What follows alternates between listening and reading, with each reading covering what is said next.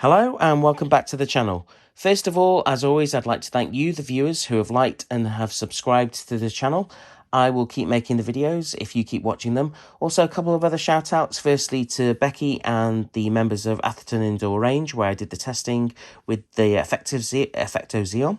And also a huge shout out and thanks, as always, to Carl, Luke, and of course Julie at Vector Air, where I purchased the rifle.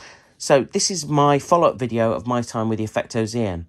The first thing I'm going to say is that I like the rifle. I think it's a nice bullpup. It's nice to shoulder. It's nice to shoot. I found it a little bit on the heavy side. And also, one has to factor in the scope that you use. I've used a Sidewinder Ed 10 to 50 by 60, but this was purely for testing purposes. I also used a Caldwell precision shooting rest to shoot from the bench, so it will help me get a perspective on the groups.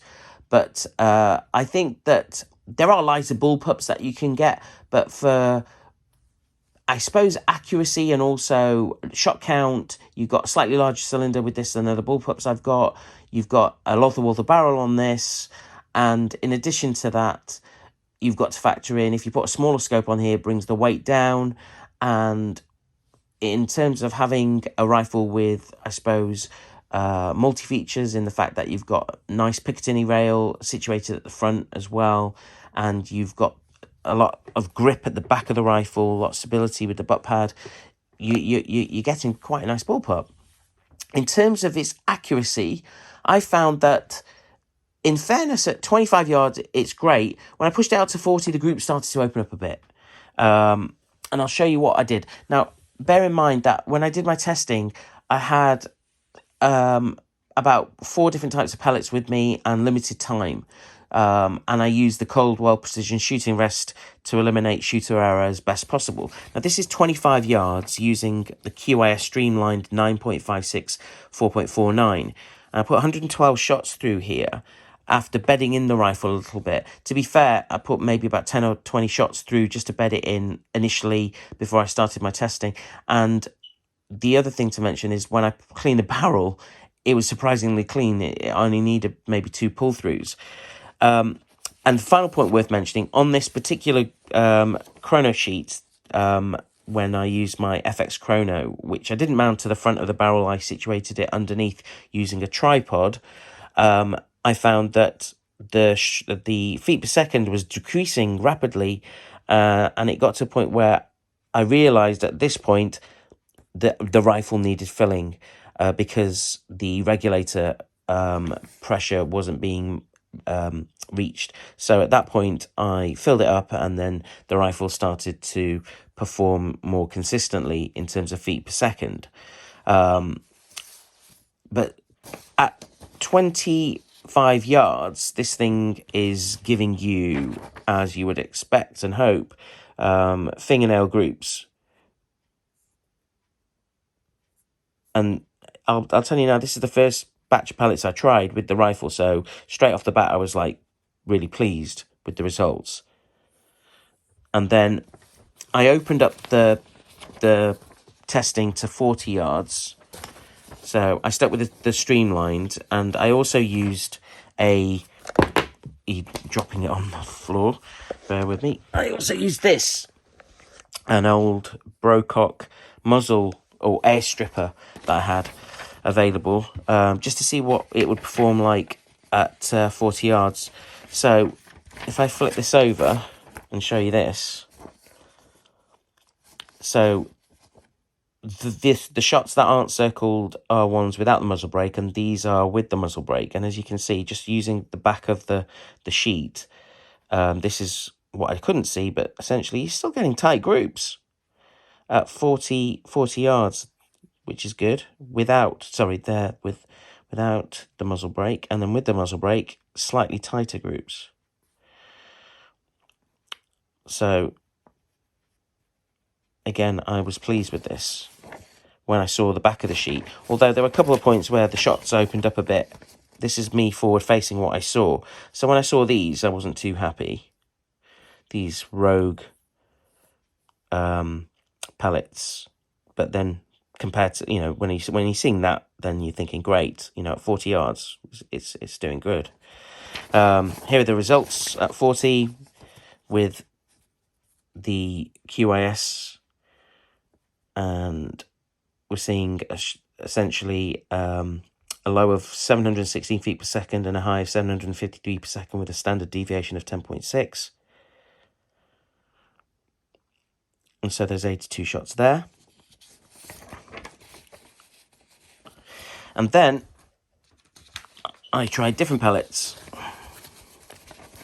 Let's just get these in order. So again, I tried at the top. Let's turn it around. So those are with the QIS again over here. And you can see what the grouping's like. Again, there's these odd flyers over here. But overall, still, I'm getting fingernail groups. The heavies, again, a couple of fingernail groups over here, but slightly opened up here and here. And then these are the exacts. Now, the exacts opened up a bit more than I'd expected, but I don't know whether or not it's down to the size 4.51. Maybe if I drop down to 4.50 or see if there are 4.49s. I don't think they do 4.49s in 8.44 grains. It'd be interesting to see how they perform. And this is what I saw forward facing.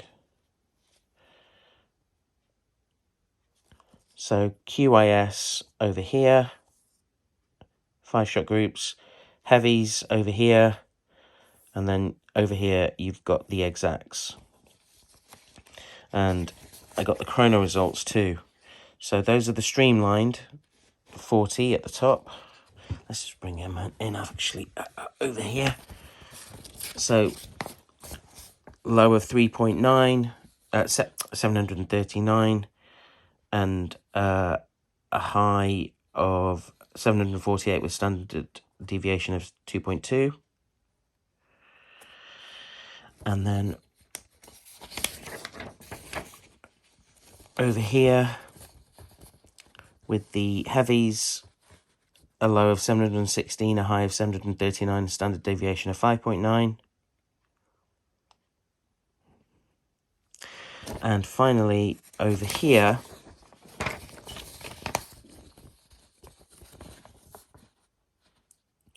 a low of 778, a high of 785, and a standard deviation of 2.2, with a higher feet per second. Overall, I've got to consider maybe the QIS is favoured over here, slightly over the heavies, or the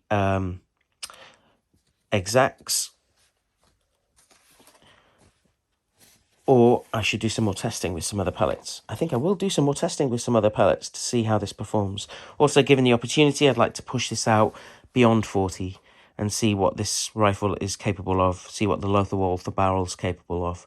I also will consider putting a smaller scope on here, something like a Veyron 6-24 by 44, or even a Discovery. I know I've got a Discovery which is roughly the same spec, 6-24 by 44, which will better suit the configuration or the fact that this is a bullpup rather than putting a quite heavy bench driven scope on here.